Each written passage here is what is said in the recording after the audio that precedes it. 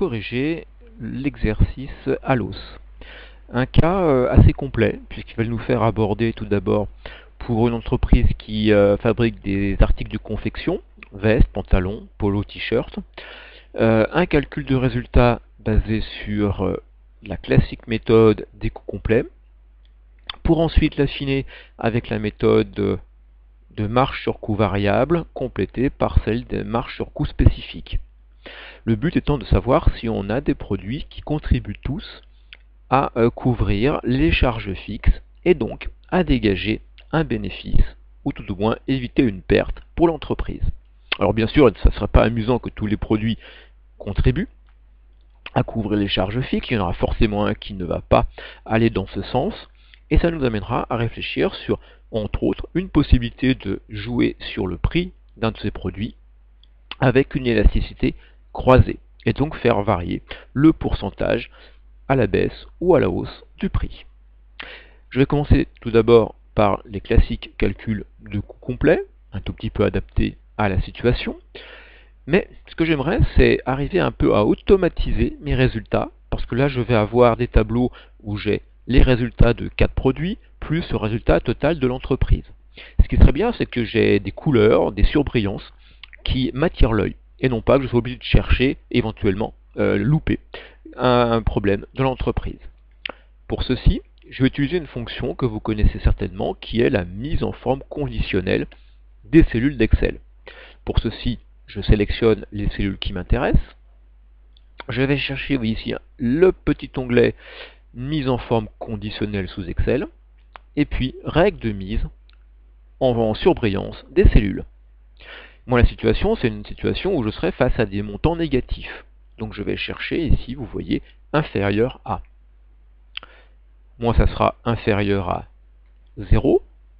Et ce qui me proposé me plaît bien. Je vais avoir un remplissage en rouge clair de la cellule avec un texte qui apparaît en rouge foncé. Ça devrait être visible. Je valide. J'essaie pour voir si ça marche bien. Je mets n'importe quel chiffre positif pour les vestes. Ça ne change rien pour ma couleur. Je mets un chiffre négatif, par exemple, pour les pantalons. Et voilà, vous voyez, ici, j'ai ma cellule qui apparaît en rouge. Et le chiffre qui pose problème lui apparaît en un rouge qui ressort bien. Donc, je me suis préparé pour cette ligne.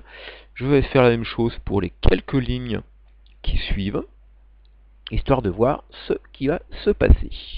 Donc, mise en forme conditionnelle, règle de mise en surbrillance des cellules, inférieur à 0, remplissage rouge clair avec texte, ça me va bien. Maintenant, je commence mes premiers calculs. Je vais tout d'abord regarder si au niveau de l'entreprise, on a un bénéfice ou non, en ne traitant pas les charges fixes, en disant elles sont communes à l'ensemble de l'entreprise, ça m'ira bien. Donc pour ceci, je vais tout d'abord calculer le chiffre d'affaires de chaque produit, c'est-à-dire nombre de produits fois prix de vente du produit. Par exemple pour les vestes, 12 000 produits fois un prix de 120 €, ce qui me donne 1 440 000. Pour les trois autres produits, je suis respectivement à 855 000, 450 000 et 360 000. Pour que les choses soient pas trop mal, j'en profite pour également faire la somme au niveau de l'entreprise du chiffre d'affaires, soit 3 105 000. Les charges variables vont également être distinguées pour chaque produit. Je vais les faire apparaître en montant négatif dans mon tableau. Je prends ainsi la charge variable pour un produit, veste, par exemple, 80, que je multiplie par le nombre de produits. J'ai ainsi moins 960 000 de charges variables pour les vestes, 765 000 pour les pantalons, et 375 000 et 270 000 pour les deux derniers produits. J'en fais la somme, et on est à 2 370 000 de charges variables totales. Ce qui me permet de calculer la marge sur coût variable de chacun de nos produits et au niveau global. Visiblement, tous les produits ont une marge sur coût variable positive, ce qui veut dire que chacun de ces produits est au moins capable de couvrir les charges variables dont il est le seul à avoir l'usage. La charge fixe, on a dit qu'on n'en faisait pas de distinction au niveau global, donc 500 000 pour notre entreprise, ce qui nous fait un résultat global de celle-ci de 235 000 euros. Entreprise qui réalise un bénéfice. Alors on pourrait en rester là, mais ça serait quand même un peu superficiel, parce qu'on voit qu'on a un montant de charge fixe plutôt élevé, et qui est utilisé par des produits qui sont fabriqués en quantité assez différente, et surtout qui représentent des chiffres d'affaires particulièrement différents. 450 000 de chiffre d'affaires pour les polos, un peu plus de 1,4 million d'euros pour les vestes. Ces charges fixes, on va les répartir sur nos produits, histoire de voir l'impact qu'elles peuvent avoir sur la performance de chacun d'eux, donc calcul du résultat, et ceci en faisant une répartition en fonction des chiffres d'affaires respectifs. Donc je reprends un petit tableau, là je vais être laborieux parce que je pouvais m'en passer et me mettre dans le prolongement du précédent. Mais pour que ça soit plus compréhensible, je récupère les données du tableau précédent en faisant ici, vous voyez, une duplication. La charge fixe, donc, de 500 000 va être amenée au niveau des produits. Pour ceci, en fonction du chiffre d'affaires. Donc, je vais la retrancher. Pour ceci, je prends le montant de nos charges fixes. Vous avez vu sous Excel, dans vos cours, qu'il est intéressant, si on veut pouvoir dupliquer un calcul, de rendre certaines formules à référence absolue. Donc j'utilise les dollars, comme vous pouvez le voir. Ça va me donner le montant de la charge fixe. Je vais ensuite en prendre une quote-part en fonction du chiffre d'affaires respectif. Donc je vais prendre pour les vestes le chiffre d'affaires d'1 444 000 et je vais le diviser par le chiffre d'affaires de l'entreprise, 3 105 000. Là aussi, pour raison de duplication, je mets des dollars un peu partout. Et voilà, j'ai fini ma formule de calcul. Ainsi, les vestes se voient attribuer un peu plus de 235 000 euros de charges fixes. Et je vais travailler en dupliquant sur les 3 autres produits. Je vais juste vérifier que en faisant la somme de ces 4 montants de charges fixes, je suis bien à 500 000. Et vous voyez que là, on a un contraste important. Les polos, effectivement, ont une part plutôt très modeste des charges fixes, et les vestes, ont une part importante. Ayant fait ceci, je peux calculer maintenant le résultat de chacun de nos produits en dupliquant vers la droite mon calcul. Et vous voyez ici que les résultats maintenant sont plutôt contrastés. On est toujours à 235 000 euros de bénéfices pour l'entreprise. Les vestes sont particulièrement performantes puisque nous sommes à un peu plus de 248 000 euros de bénéfices, suivi par les t-shirts un peu moins intéressants mais qui font quand même 32 000 de bénéfices. Des polos qui ne dégagent pas grand chose, 2 500 euros, beaucoup d'énergie dépensée pour un résultat plutôt très modeste. Et puis surtout, les pantalons qui, eux, ont un résultat de moins 47 000. A priori, les pantalons sont les produits qui diminuent le bénéfice total de l'entreprise. Donc là, il va falloir aller un petit peu plus loin en se disant, oui, mais là, on a fait une répartition sur la base de l'ensemble des charges fixes de l'entreprise. Peut-être qu'il y a effectivement des charges fixes qui, dans l'ensemble, sont communes à notre entreprise, l'administration générale, l'accueil, etc. Et puis des charges fixes qui, elles, ne le sont pas. C'est pour ça que vous voyez apparaître cette distinction en disant, sur les 500 000 de charges fixes, nous en avons 90 000 qui sont des charges fixes vraiment communes. Ça va nous amener à modifier un tout petit peu notre tableau. Maintenant, vous en avez l'habitude, on est en train de rajouter des lignes, histoire de faire apparaître la marge sur coût spécifique. Donc pour ceci, au début, rien ne change, on reprend exactement ce qu'on a depuis le début dans nos tableaux, c'est-à-dire des chiffres d'affaires identiques, et des charges variables et marge sur coût variable identiques. Maintenant, il faut s'intéresser à nos charges fixes spécifiques. J'ai préparé légèrement le terrain en vous disant, sur les 500 000, 90 000 sont communes, donc logiquement, 410 000 sont des charges qui peuvent être considérées comme spécifiques à chacun de nos produits. Et ces 410 000, eh bien là aussi, on va utiliser une répartition sur la base du chiffre d'affaires pour pouvoir plutôt aller assez vite. Comme tout à l'heure, je vais de nouveau mettre en place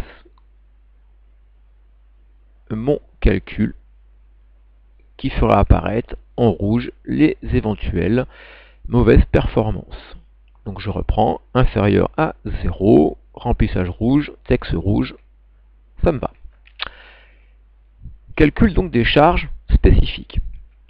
Eh bien, comme tout à l'heure, je prends le montant de cette fameuse charge de 410 000. Je mets mes petits dollars de manière à rendre absolu le calcul, enfin la référence de la cellule, pardon, et je divise tout ceci par la part respective des chiffres d'affaires. Donc je prends le chiffre d'affaires des vestes, que je divise par le chiffre d'affaires total de l'entreprise, et je mets les dollars également pour rendre absolu la référence au chiffre d'affaires de l'entreprise. Je me retrouve avec 190 145 de charges fixes spécifiques pour les vestes. Je duplique le calcul vers la droite. Ainsi, chacun des trois autres produits se voit affecter une partie des 410 000 de charges fixes spécifiques. Et là encore, pour être sûr de mon affaire, je me fais une petite somme des 4 charges fixes spécifiques.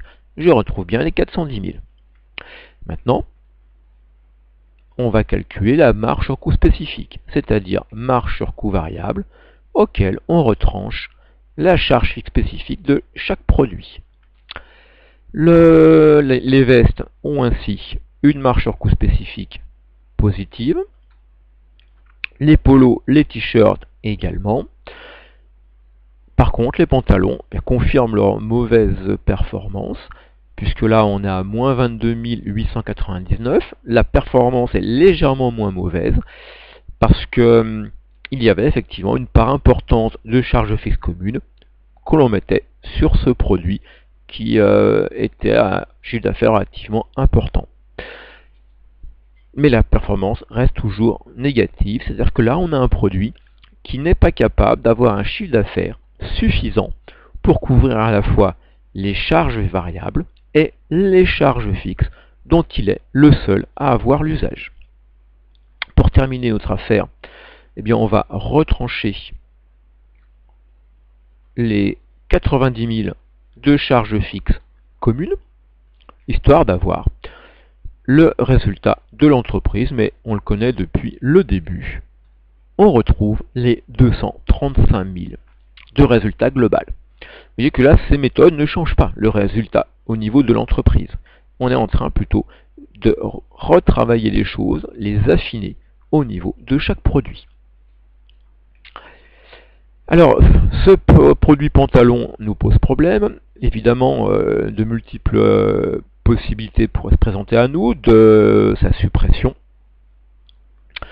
à des modifications par exemple de prix. Le problème de la suppression, qui pourrait être envisageable, c'est que derrière, une personne par exemple qui achète une veste pourrait avoir envie d'acheter un pantalon pour aller avec. Si vous supprimez les pantalons, eh bien ça va peut-être moins inciter à acheter des vestes. Vous avez un problème globalement d'offre qui va se poser. Vous êtes capable de proposer des vestes, des polos, des t-shirts, mais pas de pantalons. Pas très intéressant pour un client. Alors que là, vous avez jusque maintenant une offre globale. Donc, on va essayer de regarder ce qui se passe, par exemple, en modifiant les prix. Plusieurs possibilités s'offrent à nous, que l'on va essayer de travailler ici, sur la base de ce que l'on va appeler des élasticités croisées. J'ai limité volontairement à 2 produits le tableau. On aurait pu rajouter aussi l'impact que pourrait avoir le prix des pantalons sur les ventes de t-shirts et de chemises. Ici, ce tableau, vous voyez à 2 entrées, le prix, ce que l'on va faire varier, et ce qui se passe alors sur la demande. Il faut le lire de la manière suivante. Je vais me mettre dans cette case où vous voyez le moins 0,65. Il faut comprendre ça de la manière suivante. Si j'augmente de 10% le prix des pantalons, quel impact cela va-t-il avoir au niveau de la demande de ce produit? Eh bien, si j'augmente le prix de 10%, la demande, elle, va varier de la manière suivante. 10% fois moins 0,65, je vais connaître une baisse de 6,5% de la demande de pantalons. Ce qui est assez logique, hein, un produit de ce type-là dont on augmente le prix, forcément, ça le rend moins attractif. Pour les autres cases, eh bien, vous voyez ce qui se passe. Si j'augmente le prix des pantalons, eh bien, ça aura un petit impact sur les vestes. Si j'augmente le prix de 10% des pantalons, j'aurai une légère baisse de la demande à hauteur de 1,5% de mes vestes. La lecture en cas de hausse des prix, eh bien, c'est l'inverse. En cas de baisse des prix, pardon, c'est l'inverse. Si je baisse de 10% le prix d'un pantalon, j'applique le moins 0,65, ça veut dire que la demande de pantalon, elle, va augmenter de 6,5%. Et ça sera la même chose pour les vestes. Si vous baissez le prix des pantalons, vous les rendez plus attractifs, ça aura un impact parce qu'a priori, la personne attirée pour acheter un pantalon risque peut-être bien de repartir avec une veste, ce qu'il n'avait peut-être pas prévu initialement. Vous avez également ce qui va se passer avec la variation du prix des vestes, mais ça, on ne va pas le tester, donc c'est pas notre intérêt, mais vous voyez comment ça marche. Si j'augmente le prix des vestes de 10%, je vais avoir une diminution de 3,5% des ventes de vestes. À l'inverse, si je baisse le prix des vestes de 10%, je m'attendrai à 3,5% d'augmentation de la demande. Et le pantalon, eh bien, lui réagit d'une manière relativement plus atypique. Si vous augmentez de 10% le prix des vestes, eh bien, vous avez 4% de pantalons vendus en plus. L'inverse étant que si vous baissez le prix des vestes, c'est les pantalons qui vont moins se vendre. Voilà comment marche notre petit tableau d'élasticité. Alors, passons maintenant à l'action. Pour tout d'abord une baisse des prix, je vais faire comme tout à l'heure, je vais faire apparaître en rouge et sur brillance les éventuels résultats qui seraient négatifs. Donc je reviens sur ma mise en forme conditionnelle.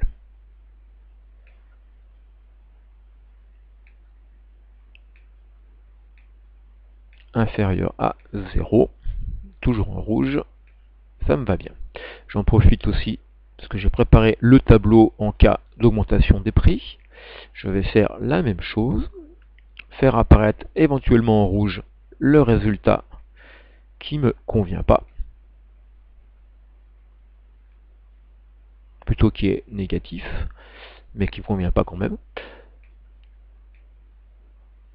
inférieur à 0. Et bien maintenant, nous allons nous occuper de la variation des prix des pantalons et leur impact sur les différents résultats de nos produits. Je vais me mettre dans le premier cas où je vais avoir bien, une baisse de 10% de la valeur de nos prix de pantalons.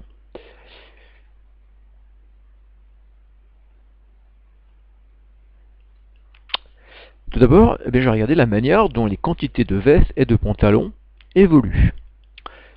L'élasticité croisée, pour ceci, va m'être fort utile.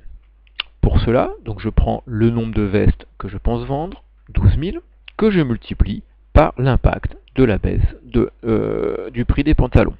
Pour ceci, je fais 1 plus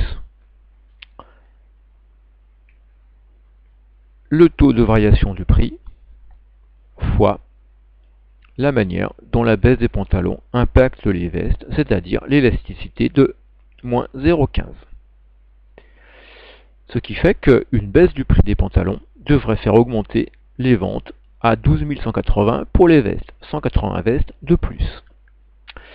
Ce calcul, je vais le dupliquer maintenant sur les pantalons eux-mêmes. En disant les ventes de pantalons, on s'attend d'habitude à les vendre à 9000, mais une baisse des prix va avoir l'impact suivant, 1 plus moins 10% fois l'élasticité de moins 0,65, je m'attends à avoir maintenant 9585 pantalons vendus. Pour les deux autres produits, eh bien, eux ne sont pas concernés, pas une variation de leur demande. Voilà maintenant ce que je peux espérer vendre. Les chiffres d'affaires eh bien, seront les suivants. Pour les vestes, on n'a pas changé le prix, donc on est toujours à 120 euros. C'est 1 465 600 euros auxquels il faut s'attendre.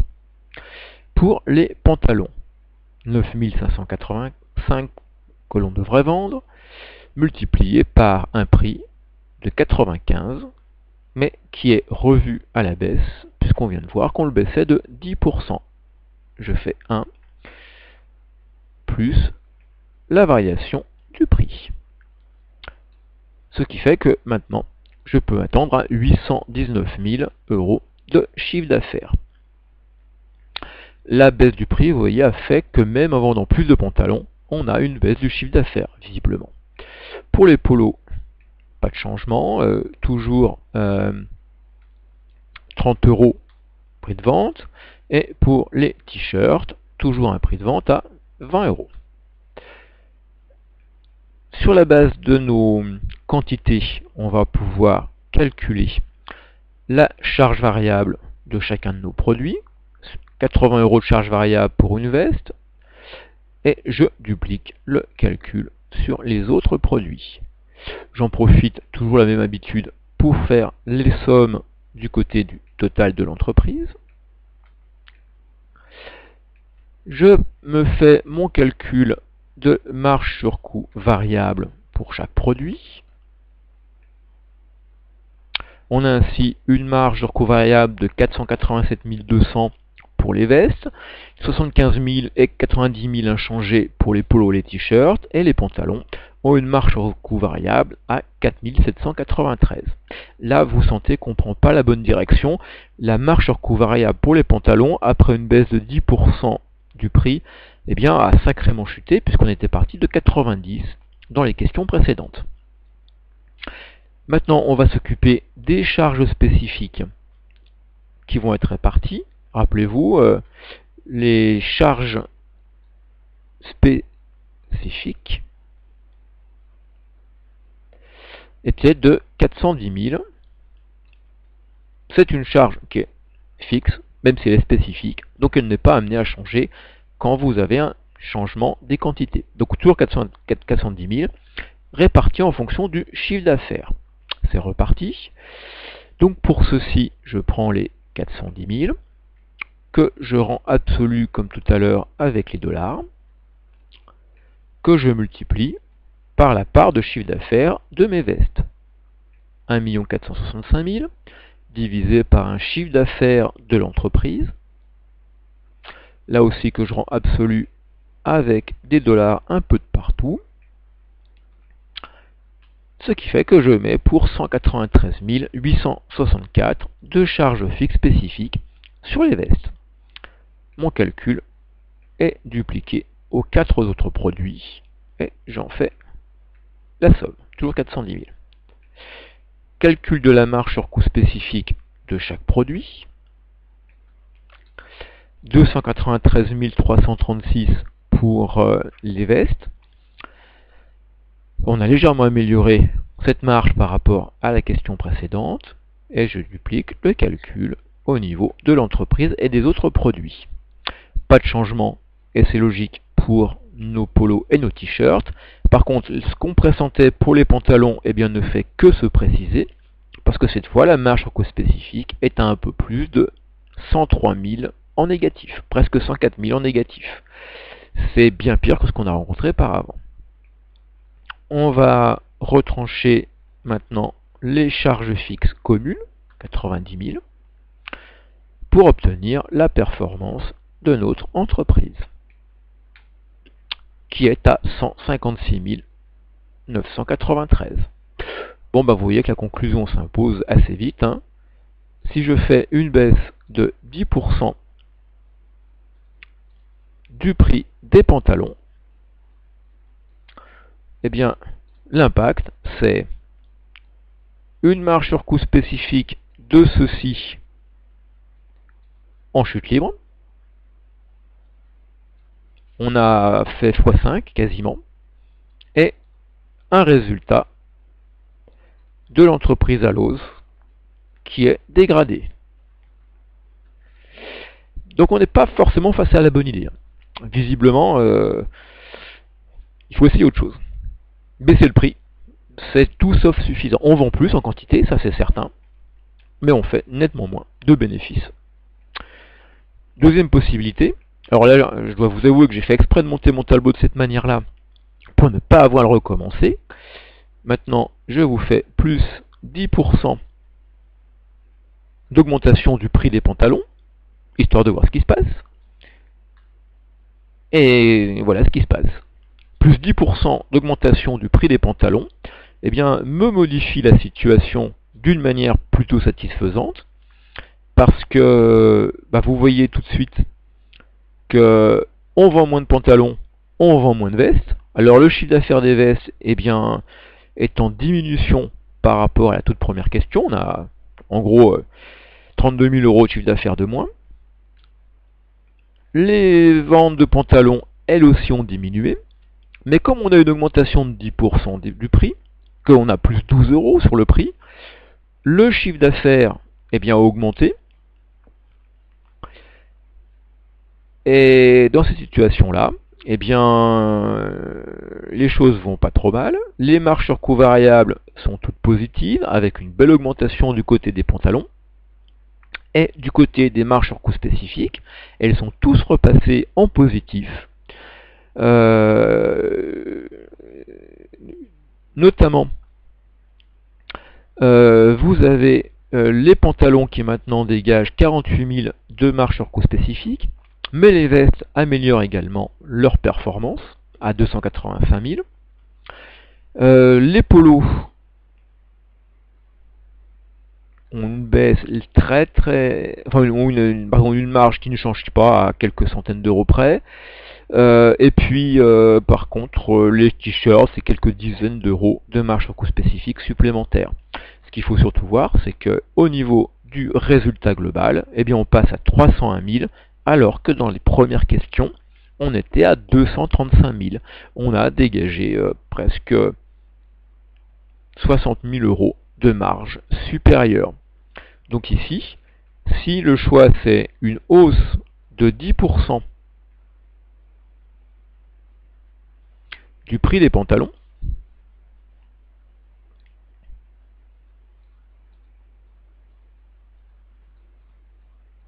la conséquence est une amélioration des marges sur coût spécifiques de tous les produits, notamment sur les vestes et les pantalons, et une hausse du résultat de la société Alloz. Donc là, vous voyez l'utilité de mon élasticité. Ça, c'est l'expérience, les essais par le passé qui me permettent d'établir ce genre de petite matrice. Est très très utile parce que je vois sur quoi jouer pour faire fluctuer ma demande et surtout une demande qui va avoir un impact sur mon résultat. C'est un côté très illusoire hein, de dire par exemple ah bah tiens si je baisse le prix je vendrai plus de pantalons. Mais si vous vendez plus de pantalons à perte, vous n'êtes pas vraiment dans une situation qui est améliorée. Vous avez l'impression de vous agiter, de vendre plus de produits, de plus occuper vos salariés. C'est certain. Mais derrière, comme vous perdez de l'argent, vous en perdez encore plus. Alors que là, une baisse du prix réduit la demande, mais vous voyez, vous avez quelque part upgradé vos marges. Et ça, c'est plutôt une nouvelle intéressante à suivre. Donc ça, c'est des choses qu'il faut avoir en tête. La marge sur coût spécifique nous permet d'aller sur une connaissance fine, une analyse beaucoup plus fine de ce qui se passe, faire des essais également, qui n'est pas une science complètement exacte, hein. Après, il faut être vraiment sur le terrain, mais ça, vous êtes face à un outil qui, entre autres, au niveau marketing, devient extrêmement puissant. C'est pas le problème de savoir combien vous avez vendu de pantalons, c'est savoir dans quelles conditions vous vendez ces pantalons qui est important. Voilà, je vous remercie de votre attention et à très bientôt.